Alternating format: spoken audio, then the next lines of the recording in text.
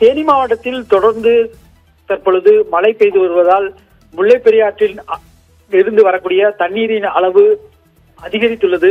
5793 கனஅடி வந்து கொண்டிருந்தது. தற்பொழுது 7935 கனஅடி தண்ணீர் வந்து கொண்டிருப்பதால் தற்பொழுது வைகை அணையிலிருந்து தண்ணீர் மதியம் 1 மணி அளவில் 1000 கனஅடி திறந்துவிடப்பட்டது. 3ஆம் கட்ட எச்சரிக்கை விடப்பட்டு தற்பொழுது தண்ணீருடைய அளவு தற்பொழுது 3800 கனஅடி வீதம் தற்பொழுது கூடுதலாக திறக்கப்பட்டுள்ளது.